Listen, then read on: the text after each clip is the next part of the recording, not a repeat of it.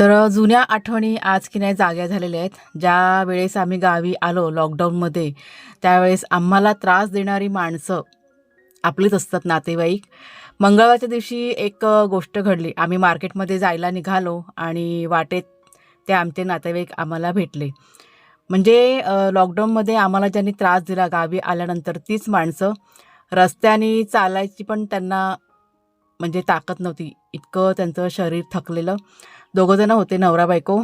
आम्ही पाहिलं, आम्हाला दया आली आणि मग आम्हाला रिक्वेस्ट केली त्यांनी, की आम्हाला घरी सोडा गाडीतून. म्हटलं जाऊ दे, वय झालेलं आहे. पण म्हणतो ना आपण, आम्ही त्यांना सोडलं घरी नेऊन, त्यांच्या घरपोच अगदी सोडलं.